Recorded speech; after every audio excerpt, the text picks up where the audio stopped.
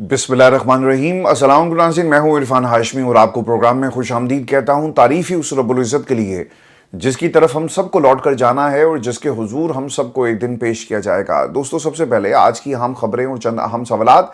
सोहेल वड़ाइच का field marshal से मुलाकात के बाद कॉलम, सोशल मीडिया पर इस कॉलम को लेकर किस किस्म की तनकीद की जा रही है और सोहेल वड़ाइच साहब की तारीख क्या है, जितने भी आर्मी चीफ आए ये किस किस्म के कॉलम लिखते रहे, उनकी शान में इन्होंने किस तरह कसीदे पढ़े, व्यूअर्स इसकी तफसील मैं आपके सामने रखूंगा आज की इस नशिस्त के अंदर। और फिर मुफ्ती कफ़ायतुल्लाह पर फायरिंग और झूठा मीडिया, ये माजरा क्या है, इसे भी पर्दा उठाएंगे। और फिर बैरिस्टर गौहर 2 घंटे की मुलाकात और फिर गौहर साहब रोए, क्यों रोए ये भी आपको बताएंगे। और सोशल मीडिया पर बैरिस्टर गौहर को लेकर किस तरह से इनकी भी इमेज बिल्डिंग जो है वो की जा रही है, ये भी मैं आपको बताऊंगा। और फिर 150 बच्चों के बह जाने का मामला क्या है, इससे भी पर्दा उठाएंगे आज की इस नशिस्त में। और मोदी के शाइनिंग इंडिया में क्या हो रहा है, और मेलबर्न में स्टूडेंट्स ही पकड़े गए हैं, आर्जी वीज़ों पर ये थे, और $10 मिलियन की डकैतियां ये रिपोर्ट हो रही हैं। इस खबर की भी तफसील शामिल करेंगे व्यूअर्स आज की इस नशिस्त में। लेकिन व्यूअर्स, सबसे पहले आपको बताएं कि आज पाकिस्तान में सोहेल वड़ाइच का कॉलम फील्ड मार्शल से पहली मुलाकात के उन्वान से शाया हुआ। तो पाकिस्तान में जितने भी जमहूरियत पसंद जहन हैं, इन जहनों में मौजूद सवालात और खदशात यकीन में बदल गए और सवालों का जवाब मिल गया कि पाकिस्तान की इस्टेब्लिशमेंट कभी भी ए पॉलिटिकल नहीं हो सकती। ये हमेशा सियासत में अपना किरदार अदा करते रहेंगे, चाहे वो मईशत का महाज हो, चाहे वो सियासत का महाज हो, चाहे वो आइनी तरामीम हो। पाकिस्तान की इस्टेब्लिशमेंट वही किरदार अदा करेगी जो पिछले 78 बरसों से अदा करती आई है। इस इंटरव्यू में जिन सवालों का जवाब फील्ड मार्शल की तरफ से दिया गया, पाकिस्तान में इस पर तनकीद भी हो रही है और लोग अपनी असेसमेंट और अपने तज्जिए पेश करें। लेकिन व्यूअर्स, 3 चीज़ें जो मैंने इस पूरे इंटरव्यू और इस कॉलम में जो मैं ये समझता हूँ कि आने वाले दिनों की आपको एक तरह से खबर दे रहे हैं, वो क्या थे। मिसाल के तौर पर मईशत की जब बात हुई तो कहा गया कि आइंदा 5 से 10 साल में, अल्फाज क्या थे कोट एंड कोट मैं आपके साथ शेयर कर देता हूँ। वो ये कहते हैं कि 5 और 10 साल के अंदर पाकिस्तान को दुनिया के तरक्की याफ्ता ममालिक के सफ में खड़ा करने की मनसूबाबंदी थी। उन्होंने हिसाब किताब लगाकर बताया कि अगले 10 साल से रिकोडिक से हर साल $2 अरब का खालिस मुनाफा होगा। अच्छा, अब ये होगा या नहीं होगा और सोशल मीडिया पर लोग क्या बात इस पर कर रहे हैं वो मैं आगे चलकर आपके सामने रखूंगा। लेकिन एक चीज़ ये इंडिकेटर है कि या तो रास्ता तलाश कर लिया गया है, रास्ता बना लिया गया है कि आने वाले 5 सालों का क्या इंतज़ाम है। 10 साल अगर आपको हुकूमत करनी पड़ी तो आपने इस निज़ाम को किस तरह कंट्रोल करना है, अगर आइन के अंदर तरमीम करना पड़ी तो हमारे पास क्या रास्ता है। तो ये पहला इंडिकेटर है कि पाकिस्तान के अंदर 5 से 10 साल की तैयारी करके ये तमाम जो इस वक्त निज़ाम है, जो शख्सियात पॉलिटिकली इस निज़ाम के अंदर शामिल हैं, इस सिस्टम का हिस्सा हैं, उनको मिलाकर इस निज़ाम को अगले 5 से 10 साल तक धक्का दिया जाएगा। दूसरी चीज़ जो बहुत इंपॉर्टेंट थी, और इस पर जब ये मुलाकात के हवाले से इस आर्टिकल के अंदर जो उन्होंने इब्तदाइया लिखा, वो ये कहते हैं कि मैंने इस मुलाकात के लिए बहुत कोशिशें की और मेरे जो कई दहाइयों से दोस्त हैं, मोहसिन नकवी साहब, मैं उनको बार बार कहता था कि आप मेरी मुलाकात करवाएं, तो हमेशा वो हंसकर टाल देते और वो कहते कि आपका पैगाम मैंने पहुंचा दिया लेकिन ये मुलाकात कभी नहीं हुई। और फिर वो ये भी बताते हैं कि आपका ख़त मैंने जनरल साहब तक पहुंचा दिया है, और फिर उन्होंने मुस्कुराकर उस ख़त को ISI के सरबराह जनरल आसिम मलिक के हवाले कर दिया। तो ये वो कन्फर्मेशन थी जो इस मुलाकात के हवाले से की गई इस आर्टिकल के अंदर। लेकिन फिर जो सबसे अहम नुक्ता है, और हुकूमत और वज़ीर-ए-आज़म और सदर की तब्दीली के हवाले से ये बातें हो रही थी, इसका जवाब भी इसके अंदर आ गया। इससे पहले आपको याद होगा कि फ़ौज की तरफ से भी ऐसे तमाम जो तासुर दिए गए खबरों के अंदर, और जो खबरें शहरी इक़्तिदार से पाकिस्तान के सोशल मीडिया की जो ज़ीनत बनी और फिर इस पर टॉक शोज़ के अंदर बात हुई, एक तो उसे नेगेट किया गया। लेकिन ये पहला मौका है जब किसी ने फील्ड मार्शल आसिम मुनीर से डायरेक्ट गुफ्तगू की और उसके बाद इसका रिएक्शन आया। तो वो ये कहते हैं कि इसमें कोई सदाकत नहीं है। तो इस पर इन्होंने काउंटर किया कि आपके ये सब खबरें सिविल और अस्करी एजेंसियों की तरफ से आई हैं। तो उन्होंने कहा कि ऐसा मुमकिन नहीं, दरअसल उनके पीछे हुकूमत और मुक़्तदरा दोनों के मुखालिफ और सियासी अनारकी पैदा करने वाले अनासिर हैं। यानी वो ये कहना चाहते हैं कि हुकूमत के अंदर भी فوج مخالف لوگ موجود ہیں، اور اس کے ساتھ ساتھ جو دونوں جو لیولز ہیں، جو ایجنسیز ہیں، وہاں پر بھی آپ کو کچھ ایسے عناصر ملیں گے جو ملک کے اندر سیاسی انارکی پھیلانے کے لیے یہ تمام کوششیں کر رہے ہیں۔ اچھا، میرے لیے اور میرا خیال ہے کہ آپ تمام دوستوں کے لیے بھی حیران کن بات ہوگی جب کوئی مذہب کا استعمال کرتا ہے سیاسی مقاصد کے لیے، پوائنٹ سکورنگ کے لیے، اور اسے ریلیٹ کر دے پاکستان کے سیاسی حالات سے۔ اور جو مثال آپ نے چنی یقیناً وہ ایسی نہیں ہے کہ جس کو آپ پاکستان کے موجودہ سیاسی حالات کے تناظر میں پیش کریں، لیکن چونکہ یہ کوٹ ان کوٹ سہیل وڑائچ صاحب کی طرف سے کیا گیا تو میں آپ کے سامنے رکھ دیتا ہوں کہ انہوں نے کیا کہا پاکستان کے موجودہ سیاسی حالات کے حوالے سے۔ سیاسی مصالحت سچے دل سے معافی مانگنے سے ممکن ہے۔ وہ یہ کہہ رہے ہیں کہ بھائی جان تسی سچے دل نال معافی منگو گے تو تب ہم آپ کو معاف کریں گے۔ دیکھیں، یہ جملہ بہت ہی اہم ہے۔ اس سے پہلے پاکستان کے خیر خواہوں کا گروپ عمران خان سے ملا، علی من گنڈا پور چلا گیا، بریسٹر سیف، بریسٹر گوہر، اعظم سواتی اور ڈاکٹرز کی ٹیم، ان سب نے جا کر عمران خان کو کہا کہ آپ خدا کے لیے مان جائیں اور سچے دل سے معافی مانگیں، آپ کو معافی دے دی جائے گی۔ اگر آپ معافی نہیں مانگیں گے تو آپ کو معاف نہیں کیا جائے گا۔ تو بھائی جان عمران خان کون آپ سے معافی مانگ رہا ہے؟ عمران خان نے کبھی بھی معافی نہیں مانگنا، اور یہ پاکستان کی اسٹیبلشمنٹ کو چیز باور ہو چکی ہے۔ اسی لیے پہلے آپ ایسی خبریں، آپ کو یاد ہوگا کہ ایک حکومتی وزیر نے یہ باتیں کہی کہ ایک بیوروکریٹ اور ڈپلومیٹ کے ذریعے عمران خان کو برطانوی یہ پیغام پہنچایا گیا کہ آپ معافی مانگ لیں، آپ 9 مئی میں جو کچھ ہوا تو ہم آپ کو معاف کر دیں گے اور پاکستان کی سیاست کنارہ کشی اختیار کریں۔ تو اب آخرکار ایک ہی حل آپ کے پاس تھا کہ آپ اس نظام میں بیٹھے ہوئے آپ صحافیوں کو استعمال کر چکے، آپ ڈپلومیٹس کو استعمال کر چکے، آپ نے اوورسیز پاکستانیوں کو استعمال کیا، آپ نے پراکسیز کو استعمال کیا، آپ نے رانگ نمبرز کو استعمال کیا۔ اب بچے تھے جی کالم نگار، آپ نے ان کو بھی استعمال کر لیا اور جواب دیا کہ بھائی جان سچی معافی منگو گے تو تانوں معافی ملنی ہے، ادروائز معافی نہیں ملنی۔ چلیں یہاں تک تو بات سمجھ میں آتی ہے، مگر یہ اگلا جملہ شاید پاکستان میں کسی کو ہضم نہیں ہو رہا، جو لکھا ہے سہیل وڑائچ نے اور جو کوٹ کیا گیا اس تقریر کو جو فیلڈ مارشل صاحب کی طرف سے کی گئی۔ وہ یہ کہتے ہیں کہ اس حوالے سے انہوں نے سٹیج پر، یعنی سیاسی مصالحت سچے دل سے معافی مانگنے سے ممکن ہے، اس حوالے سے انہوں نے سٹیج پر قرآن پاک کی آدم کی تخلیق اور شیطان کے کردار کے حوالے سے آیات کا متن اور ترجمہ سنایا، جس سے واضح ہوتا تھا کہ شروع میں فرشتوں کو آدم سے مسئلہ تھا، مگر خدا نے آدم کو تخلیق کیا تو سوائے ابلیس کے سب فرشتوں نے انسان کو خدا کا حکم اور کرشمہ سمجھ کر قبول کر لیا، گویا معافی مانگنے والے فرشتے رہے اور معافی نہ مانگنے والا شیطان بن گیا۔ اس کی جو آخری جملہ ہے صرف اس پہ میں بات کروں گا، وہ کہنا کیا چاہ رہے ہیں؟ یعنی جنہوں نے 9 مئی کے کیسز میں معافی مانگی وہ فرشتے ہو گئے اور جنہوں نے معافی نہیں مانگی وہ شیطان بن گئے، یہی وہ کہنا چاہ رہے ہیں نا؟ یا اس کا کیا مطلب ہے اور کیا اس کا مطلب لیا جائے؟ آپ نے ایسی مثال کیوں کوٹ کی اور اس کی وجہ کیا تھی؟ کیا واقعی یہ سب کچھ کہا گیا؟ یقیناً اس کے اوپر ایک ریئیکشن ہمیں نظر آ رہا ہے۔ فرحان ملک صاحب رفتار والے جی، اس سے پہلے وہ ڈائریکٹر نیوز تھے، کنٹرولر نیوز تھے، سما نیوز کے، انہوں نے کیا لکھا کہ سہیل وڑائچ سے غلطی ہو گئی۔ فرحان ملک نے کہا کہ مجھے 100% یقین ہے کہ وڑائچ صاحب یہاں کوئی غلطی کر گئے، ورنہ اسٹیبلشمنٹ اور عمران خان کے معاملے میں خدا اور آدم یا خدا اور شیطان والی تمثیل کسی بھی صورت کیسے دی جا سکتی ہے؟ تو یہ غلطی ہے، اس کے اوپر میرا خیال ہے کہ سہیل وڑائچ کو یقیناً ایک ایکسپلینیشن صاحب کو دینی چاہیے کہ آپ نے قرآن پاک میں آدم کی تخلیق کا ذکر اور اس کو کیوں آپ نے کمپیریزن، یعنی جو سے پہلے مثال دی سیاسی مصالحت سچے دل سے معافی مانگنے سے ممکن ہے، یہ کیوں بات کہی گئی اور اس کی ضرورت کیوں محسوس ہوئی؟ اور ابلیس کون ہے اس میں؟ اگر آپ کسی کو ابلیس بنائیں گے تو پھر ہمارا ذہن دوسری طرف بھی جا سکتا ہے، ہم اس کے دوسری طرف بھی سوچ سکتے ہیں کہ اگر کسی کو آپ نے ابلیس ٹھہرا دیا اور معافی مانگنے والے فرشتے تھے تو وہ کس سے معافی مانگ رہے ہیں؟ تو خدا را مذہب کو اور جو قرآن پاک کی آیات ہیں، جو انسان کی تخلیق ہے، یہ ایسے مقاصد کے لیے اسے استعمال مت کریں اور مذہب کارڈ کھیلنا بند کر دیں۔ اب معیشت کے حوالے سے جو بات انہوں نے کہی ہے یہ بہت ہی خطرناک بات ہے۔ وہ اس لیے خطرناک بات ہے کیونکہ اس میں ایک انڈیکیٹر آپ کو مل گیا کہ آئندہ 5 سے 10 برس کیا ہونے جا رہا ہے، راستے بنائے جائیں گے، راستے تلاش کیے جائیں گے اور حکومت ساتھ دے گی، اور یہ پورا کھیل جو ہے وہ اس لیے کھیلا جا رہا ہے۔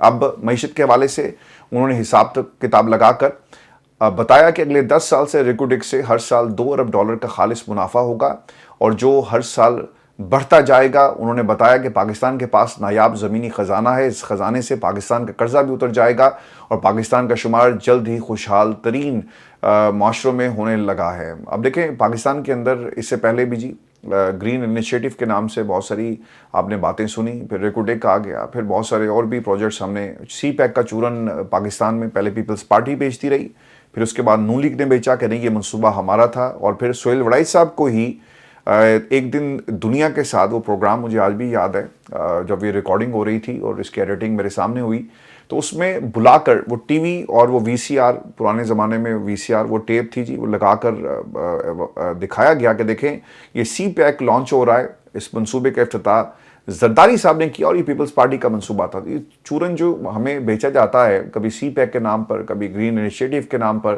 کبھی پاکستان میں اب یہ معدنیات کی بات ہو رہی ہے اور تعلقات اچھے, تو یہ چورن بیچنے والے اور چورن ہمیشہ سے سیاسی جماعتیں بیچتی ہیں, اور یہی پاکستان کے اندر پچھلے کئی دہائیوں سے ہو رہا ہے. تو پاکستان کے سر حالات تو نہیں بدلے, کئیوں نے جزیرے بنا لیے, کئیوں نے اپنی فوڈ چینز باہر بیٹھ کر بنا لی, کئیوں نے اپنے محلات دنیا کے مختلف کونوں میں بنا لیے, اور وہ پاکستان میں رہنا بھی پسند نہیں کرتے. آپ نے ایسا کیا کیا کہ آپ پاکستان میں رہ بھی نہیں سکتے؟ ایسے اقتدار سے جب آپ کو نکال دیا جاتا ہے یا آپ کا وقت ختم ہو جاتا ہے تو وہی پاکستان آپ کے لیے ایک قید خانے میں کنورٹ ہو جاتا ہے. تو سہیل وڑائی صاحب نے جو غلطی کی ہے, یقیناً اس کے اوپر ویورز آپ نے ضرور کمنٹ کرنا ہے, اور جو اس پر سوشل میڈیا پہ ریئیکشن آ رہا ہے وہ بھی میں آپ کے سامنے رکھ دیتا ہوں, اور لوگ اس حوالے سے کیا کہہ رہے ہیں. اس کے اوپر جی جو ریئیکشن دیکھنے کو ملا, ایک تو وسیم عباسی صاحب نے لکھا کہ خدا نے مجھے ملک کا محافظ بنایا, مجھے اس کے علاوہ کسی عہدے کی خواہش نہیں, میں ایک سپاہی ہوں اور میری سب سے بڑی خواہش شہادت ہے. جنرل عاصم منیر کا بیلجیم میں اوورسیز سے خطاب, اور پھر انہوں نے کیا کیا جی, چھوٹے چھوٹے جو لائنز ہیں ان کو نکال کر اس کے اوپر وہ بات کر, کمنٹ کسی نے نہیں کیا لیکن لائنز کو نکال کر سوال ضرور رکھا جا رہا ہے پاکستان کی عوام کے سامنے. سیاسی مصالحت سچے دل سے معافی مانگنے سے ممکن ہے, فیلڈ مارشل سید عاصم منیر صاحب. پھر ثاقب بشیر صاحب نے لکھا, اور وہ کیا لکھتے ہیں کہ سہیل وڑائی نے فیلڈ مارشل سے ملاقات کا حوالہ اپنے کالم میں کچھ یوں لکھا کہ معاشی بحران کے حل کے حوالے سے ان کے پاس پورا روڈ میپ موجود ہے اور پاس نایاب زمینی خزانے ہیں, اس خزانے سے پاکستان کا قرضہ بھی اتر جائے گا اور پاکستان کا شمار جلدی خوشحال ترین معاشروں میں ہونے لگے گا. سر اچھی بات ہے, آپ یہ تمام باتیں اور لوگوں کا جو خیال ہے جس طرح سے اسے پوسٹ کیا گیا, لیکن ویورز ایک روڈ میپ جس کے اوپر بات ہو رہی ہے وہ موجود ہے, اور وہ روڈ میپ یہ ہے کہ ہم نے آئندہ 5 سے 10 سال پاکستان کی حکومت کے اندر کیسے گزارنے ہیں. پاکستان میں بشارت راجہ صاحب نے جس کے اوپر جو اپنا کمنٹ دیا وہ یہ کہتے ہیں کہ معافی اللہ سے مانگی تو فرشتے بن گئے, اور اسرائیل المعروف ابلیس نے اللہ سے معافی نہیں مانگی تو شیطان بن گیا. یہاں خدا کون ہے, کس سے معافی مانگی جائے, سوال یہ ہے. اور اس کے اوپر شاہد اسلم صاحب نے لکھا کہ سہیل وڑائی صاحب سے فیلڈ مارشل عاصم منیر کی ملاقات اور اس کی تفصیلات پڑھنے کے بعد فیلڈ مارشل کے مستقبل کے منصوبوں کے حوالے سے کچھ چیزیں مزید واضح ہوئی, جس میں ایک بات کا واضح اشارہ ملتا ہے کہ پی ٹی آئی اور عمران خان کے ساتھ ان کے معاملات کبھی بھی بہتر نہیں ہو سکتے جب تک وہ سچے دل سے معافی نہ مانگیں اور ان کی طاقت کو تسلیم نہ کریں. سوال یہ ہے کہ عمران خان کیا کبھی ایسا کریں گے؟ سر خان صاحب کبھی بھی ایسا نہیں کریں گے, اور جنہوں نے عمران خان کو مائنس کرنے کی کوشش کی وہ سر کہاں پہ ہیں؟ آپ دیکھ لیں 2 برس ہو گئے, کتنی تنقید ہوئی, کتنے پروگرامز لانچ ہوئے, کتنی ترامیم آپ نے کر لی, آپ نے حکومت بنا لی, آپ نے اقتدار پر قابض ہو گئے, جھنڈے کاٹ لیے, محاذ آپ کے پاس ہے, سب کچھ آپ کے پاس ہے, مگر عمران خان مائنس نہیں ہو رہا. آپ نے ویورز اس کے اوپر ضرور کمنٹ کرنے, یہ جو کالم تھا اس پہ آپ کی کیا رائے ہے. میں آپ کو ویورز ایک اور خبر بھی دوں, اور یہ انسداد دہشت گردی ترمیمی ایکٹ کی بات ہے, اور قومی اسمبلی نے ملک میں دہشت گردی کی روک تھام کے لیے انسداد دہشت گردی قوانین میں ترمیم کی منظوری دی. اور یہ خبر کیا تھی اس پر پہلے بات نہیں ہو سکی, لیکن یہ ایک ایسا ہمارا المیہ ہے جس سے اس وقت پوری قوم جو ہے وہ لڑ رہی ہے, اور اس کے پاکستان کی جو اسٹیبلشمنٹ اور پاکستان میں کتنے اختیارات جو ہیں وہ آپ ان کو دینے جا رہے ہیں. اب یہ ہوگا کیا؟ ترامیم قانون کے مطابق یہ 3 سال کے لیے جی نافذ العمل ہوگا, جس کے تحت ملک کی سلامتی کے لیے خطرہ بننے والے افراد کو پہلے 3 ماہ حراست میں رکھا جائے گا, اور اگر ضرورت پڑی تو اس کے بعد پھر مشترکہ تحقیقاتی ٹیم کی منظوری سے مزید 3 ماہ میں حراست میں رکھا جائے گا. یعنی کوئی कानून शहादत नहीं है, कोई पाकिस्तान के अंदर क्रिमिनल लॉ, पाकिस्तान के अंदर बुनियादी इंसानी हकूक़ सब आपने उड़ा कर रख दिए और आपने इख्तियार दे दिया, जैसा मिलिट्री कोर्ट्स को इख्तियार दिया कि आप किसी भी शख्स को उठाकर उसका जो केस है वहाँ चला सकते हैं। इसी तरह पाकिस्तान के अंदर ये होगा। इस कानून के मुताबिक अगर हिरासत का हुक्म मुसल्लह अफवाज या सिविल मुसल्लह अफवाज की जानिब से जारी किया जाएगा तो तफ्तीशी मुश्तरका तहकीकाती टीम जो है तफ्तीश जो है वो करेगी और इसमें पुलिस की जानिब से कम सुपरिटेंडेंट ऑफ पुलिस के दर्जे का अफसर, खुफिया एजेंसियों, सिविल मुसल्लह अफवाज और कानून नाफिज करने वाले और दीगर इदारों पर मुश्तमिल होगा। अब आपने किसी को दबाना है ना तो सर ये सबसे आसान तरीका है, फड़ो और फड़न तो बाद 3 माह वास्ते सर उन्हें कैद कर दो and then you label it कि जनाब हमारे पास तो पावर्स हैं, हम कुछ भी कर सकते हैं। यानी आपने एक ड्रैकोनियन लॉ पाकिस्तान में आम आदमी पर मुसलत कर दिया। जो भी आपको अच्छा नहीं लगेगा आप इस कानून के तहत उसे उठाएंगे, 3 माह 90 दिन उसको अपना मेहमान बनाएंगे और मेहमान बनाने के बाद अगर आपको लगेगा कि ये रास्ते पर वापस जो भटका हुआ है ये वापस नहीं आ रहा जिस रास्ते पे आप चलाना चाहते हैं, तो आप मज़ीद 3 माह के लिए उसे आप अंदर रखेंगे या फिर उसे सज़ा सुना दी जाएगी। शेख साहब ने इसके ऊपर रिएक्शन दिया, शेख वकास ने, और वो ये कहते हैं कि इंसदाद दहशतगर्दी तरमीम बिल जैसे कवानीन फस्तायत के दौर में मुखालफिन का मुँह बंद करवाने के लिए इस्तेमाल किए जाते हैं। इंतहाई शर्मनाक और नाकाबिल कबूल बिल लाया जा रहा है। तहरीक इंसाफ इस बिल को मुस्तरद करती है। 2 लाख वोट लेने वाला MNA क्या दहशतगर्द है जो इसे इंसदाद दहशतगर्दी अदालत से सजाएं हुई हैं। तो ये सर पाकिस्तान के अंदर हो रहा है and this is the new इरा जिसमें कानून, जिसमें अदालतें, जिसमें निज़ाम, जिसमें पाकिस्तान की जो जमहूरियत है सब कुछ अब उनके कब्ज़े में है। मैं आपको व्यूअर्स फेक न्यूज़ के हवाले से ये खबर दूं कि आज पाकिस्तान में मुफ्ती कफ़ायतुल्लाह पर फायरिंग का वाक़या रिपोर्ट हुआ और पाकिस्तान के तमाम जो मेन स्ट्रीम चैनल्स थे उन्होंने क्या चलाया, जियो न्यूज़ थी, समा TV, सुनो न्यूज़, 365, पब्लिक न्यूज़, 24 न्यूज़, आज GNN, डेली पाकिस्तान समेत कई जो मेन स्ट्रीम चैनल्स थे उन्होंने अमीर JUI ज़िला मालाकंड मुफ्ती कफ़ायतुल्लाह पर फायरिंग के वाक़े में मानसहरा के मुफ्ती कफ़ायतुल्लाह की तस्वीर लगाई और उनकी तफसीलात जो दर्ज की गई। हकीकत में जी मालाकंड जो बटखेला का जो इलाका है, ज़ख्मी होने वाले मुफ्ती कफ़ायतुल्लाह कोई और हैं जी और ये ज़िलई ओहदेदार हैं और मानसहरा के मुफ्ती कफ़ायतुल्लाह मुख्तलिफ हैं। मीडिया चैनल्स ने मुफ्ती कफ़ायतुल्लाह की तस्वीर एयर की और हुकाम के मुताबिक दोपहर 2 बजे के करीब समनाबाद मुफ्ती कफ़ायतुल्लाह पर फायरिंग के नतीजे में जानी और माली नुकसान हुआ और जिसमें कफ़ायतुल्लाह और उनके बेटा उनकी जो बेटी है वो ज़ख्मी हुई है। इस वाक़े में मुफ्ती कफ़ायतुल्लाह की एक बेटी और सिपाही असवतुल्लाह जान से चले गए और जो बेटा है जी वो इस वक्त उसकी तलाश जारी है, छापे मारे जा रहे हैं। मैं भी आपको ना एक ख़बर और भी दे दूँ और ये ख़बर इसका ताल्लुक़ पाकिस्तान में निज़ाम इंसाफ से है।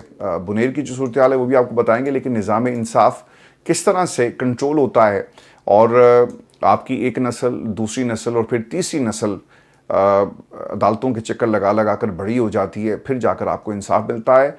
जस्टिस मंसूर जो देखा जाए तो इस वक्त पाकिस्तान में सबसे सीनियर जज हैं जी सुप्रीम कोर्ट ऑफ पाकिस्तान के, मगर अफसोस कि वो सुप्रीम कोर्ट ऑफ पाकिस्तान के चीफ जस्टिस नहीं बन सके। उसकी वजह उनके फ़ैसले, उनकी साबित कदमी और उनका निज़ाम के ख़िलाफ़ आवाज़ उठाना था जो उन्हें इस कुर्सी से दूर कर गया। लेकिन असल चीफ जस्टिस अगर मुझसे आप पूछें तो वो पाकिस्तान में जस्टिस मंसूर अली शाह साहब ही हैं।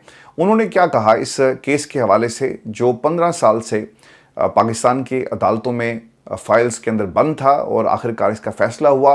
वो ये लिखते हैं कि इंसाफ में ताख़ीर सिर्फ इंसाफ से इनकार नहीं बल्कि इंसाफ को ख़त्म कर देती है। जस्टिस मंसूर सुप्रीम कोर्ट के सीनियर जज जस्टिस मंसूर अली शाह ने एक फ़ैसले में रिमार्क्स दिए और उन्होंने ये भी कहा कि जायदाद नीलामी केस के फ़ैसले में सामने आए और मज़कूरा मुकदमा 14 साल तक अदालतों में ज़ेर इल्तवा, यानी 14 ईयर्स आपको लगे इंसाफ हासिल करने के लिए। इस मुकदमे की समाअत जस्टिस मंसूर अली शाह और जस्टिस आयशा मलिक के बेंच ने 18 जुलाई को की और 28 दिन बाद 4 सफ़ात का फ़ैसला सुप्रीम कोर्ट की वेबसाइट पर जारी किया गया। फ़ैसले में कहा गया कि इस मुकदमे में जायदाद की नीलामी 2011 में हुई। दरख्वास्त गुजार ने फ़ौरन एतराज़ात दायर किए, लेकिन अपील पेशावर हाई कोर्ट में गैर मामूली तौर पर 10 साल تک زیر التوا رہی اور 2021 میں فیصلہ آیا سپریم کورٹ میں. یہ کیس 2022 میں پہنچا اور اب 3 سال بعد 2025 میں فیصلہ سنایا گیا. فیصلے کے مطابق ملک بھر میں 22 لاکھ سے زائد مقدمات زیر التوا ہیں.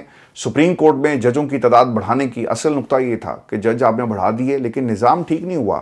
میں نے اس دن بھی شاید آپ کو بتایا ہوگا کہ جب سے یہ آئینی بینچ آیا ہے انہوں نے کتنے کیسز کی سماعت کی صرف ملٹری کورٹس عمران خان اور پھر وہ مقدمات جن میں سرکار کو اور سرکار کے لانے والوں کو فائدہ ہوگا وہ مقدمات صرف فیصلے تک پہنچ سکے. 22 لاکھ مقدمات یہ زیر التوا ہیں جبکہ 56,000 مقدمات اس وقت سپریم کورٹ پاکستان میں زیر التوا ہیں. آپ نے نظام میں ججز کو تو بڑھا دیا. اس وقت ہمیں کیا سننے کو ملتا تھا کہ جناب ججز کی کمی ہے, ایڈ ہاک بھی لے آؤ, اس کو بھی لے آؤ, اس کو بھی لے آؤ. جسٹس قاضی فیاض عیسیٰ صاحب یہی کر رہے تھے. لیکن یہ ایک پرائم ایگزامپل ہے کہ 14 سال آپ کو لگے ایک فیصلہ دینے میں.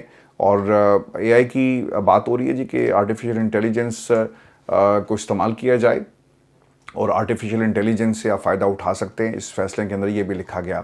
میں بھی آپ کو یہ خبر بھی دے دوں اور خبر کے مطابق جو دعویٰ کیا گیا ہے آپ نے سوشل میڈیا میں بنیر کے ڈاکٹر سراج کمال کا حوالہ دیتے ہوئے یہ خبر پڑھی ہوگی جس میں بنیر کے ایک سکول میں 150 بچے تھے. اچھا, بعض پوسٹ کے اندر 150 بچوں کا حوالہ دیا گیا, بعض پوسٹ کے اندر یہ 250 بچے بھی رپورٹ ہوئے ہیں. وہ یہ بتاتے ہیں جی کہ گرج چمک کی وجہ سے اب نہ سکول ہے اور نہ بچے. ڈاکٹر سراج کمال اس حوالے سے ان کے ایک انٹرویو سے کلپ کاٹ کر وائرل کیا جا رہا ہے. اب حقیقت میں ہے کیا؟ یہ دعویٰ ڈاکٹر سراج کمال کی جانب سے ایک انٹرویو کے دوران کیا گیا. انہوں نے ایک صحافی کے ساتھ گفتگو کرتے ہوئے یہ دعویٰ کیا کہ ایسا بتایا جا رہا ہے کہ 150 کے قریب جو طالب علم تھے وہ پانی میں بہہ گئے, لیکن انہوں نے پورا وہ خاکہ اپنے انٹرویو میں رکھا کہ کس طرح پانی جو ہے وہ دونوں طرف سے جب اس نے ہٹ کیا اسکول کی بلڈنگ کو تو ہم بچوں کو لے کر چھت پر چلے گئے. لیکن کسی سیانے نے یعنی وہ صرف اتنا جملہ نکالا کہ 150 کے قریب یا 250 جتنے بھی اسٹوڈنٹس تھے وہ پانی میں اگر ان کو نہ نکالا جاتا تو وہ بہہ جاتے. اس حصے کو نکالا اور اسے وائرل کر دیا. تو پاکستان کے اندر سر یہ کام ہو رہا ہے اور خدا کے لیے ایسی خبروں سے آپ پرہیز کریں اور اس کے اوپر آپ نے کان نہیں دھرنے کیونکہ یہ بہت بڑی کیجولیٹی تھی. اگر یہ ہو جاتا بہت بڑا آسانیہ تھا. اللہ تعالیٰ ان کے حالات آسان کرے, ان کے لیے آسانیاں پیدا کرے اور یہ آفت جلد سے جلد جو ہے وہ ٹل جائے. ویورز, میں آپ کو یہ خبر دے دوں کہ بیرسٹر گوہر صاحب جو ہیں وہ بنیر پہنچے ہوئے ہیں اور انہوں نے آج جو وہاں پہ مقامی لوگ تھے ان سے بات کرتے ہوئے رو بھی پڑے. اچھا, ایک ہیومن فیکٹر ہے. جب آپ اتنے سارے اپنے ارد گرد تباہی دیکھتے ہیں تو اس میں یقیناً ایک ہیومن فیکٹر بھی انوالو ہوتا ہے. لیکن کچھ لوگ اب میدان میں بیرسٹر گوہر کی تعریف کرتے ہوئے آپ کو نظر آئیں گے. انہوں نے جی ٹویٹس کرنا شروع کر دی. جس طرح ایک دوست نے لکھا کہ عمران خان کے سچے سپاہی فرنٹ سے لیڈ کر رہے ہیں, عمران خان نے صحیح لوگوں کا انتخاب کیا اور یہ عوام کے نمائندے عوام کے درمیان موجود ہیں اور لیڈنگ فرام دا فرنٹ, یہ الفاظ تھے. دیکھیں, بیرسٹر گوہر کو بھی یہ بات معلوم ہے کہ پچھلے 1.5 برس میں 2 برس میں جب سے انہوں نے پاکستان تحریک انصاف کے چیئرمین بنے کتنا انہوں نے نقصان پہنچایا بیانیے کو اور وہ کس کے لیے کام کرتے رہے. تو انہوں نے بھی ان کے لیے بھی ایک اپرچونٹی سامنے ان کو نظر آئی. انہوں نے کہا کیوں نہ ہم اس اپرچونٹی سے فائدہ اٹھائیں اور ان کے حق میں بات کرنے والے اب آپ کو میدان میں نظر آ رہے ہیں. تو آپ جائیں, آپ ضرور روئیں. ہیومن فیکٹر ہے, کیجولیٹیز دیکھنے کے بعد, لوگوں کا دکھ دیکھنے کے بعد, تباہی دیکھنے کے بعد آپ کو رونا آ جاتا ہے. مگر اگر آپ یہ کہیں کہ عمران خان کے سچے سپاہی اس وقت میدان میں موجود ہیں, بھائی جان یہ میدان نہیں تھا. میدان وہ تھا جو 26 نومبر کو لگا, میدان وہ تھا جو 9 مئی کو لگا, میدان وہ تھا جو ہر روز پاکستان تحریک انصاف کا ورکر جب میدان میں آ کر احتجاج کرتا ہے تو آپ اس میدان سے بھاگ جاتے ہیں. تو کچھ لوگ ان کی بھی امیج بلڈنگ آپ کو کرتے ہوئے اس وقت نظر آئیں گے. ویورز, یہ ہماری آج کی نشست تھی, لیکن جانے سے پہلے ایک خبر جو اس وقت انٹرنیشنلی ایک امبیرسمنٹ بن گئی ہے مودی سرکار کے لیے, وہ میں آپ کے ساتھ شیئر کر دیتا ہوں. اور اس خبر کے مطابق بھارتی اسٹوڈنٹس کا یہ کارنامہ ہے اور ایسا کارنامہ جس پر میرا خیال ہے کہ ہر بھارتی اس وقت پریشان ہوگا اور منہ چھپانے پر مجبور ہوگا. خبر کے مطابق عارضی ویزے پر رہنے والے بھارتیوں نے میلبرن میں $10 ملین کی ڈکیتیاں ماری ہیں جی, اور قیمتی اشیاء کے علاوہ ٹوتھ پیسٹ اور ٹوتھ برش تک چرا لیے. اور وہ ویڈیوز اس وقت ان کے لوکل میڈیا پہ وائرل ہیں اور لوگ اسے شیئر بھی کر رہے ہیں اور پولیس والے جی پکڑ کر لے کر جا رہے ہیں. پولیس کے بہت سارے انٹرویوز ہیں جہاں پر یہ جو شاپ لفٹنگ کی وارداتیں ہیں وہ ہو رہی ہیں اور اس میں بھارتیوں نے اپنے ملک کا نام روشن کیا ہے. اور خوب نام اس وقت وہ کما رہے ہیں. یہ ہماری آج کی ویڈیو تھی. اپنے کمنٹس ضرور بھیجیے گا. اگلی ویڈیو میں آپ سے جلد ملاقات ہوگی. اجازت دیجیے. اللہ نگہبان.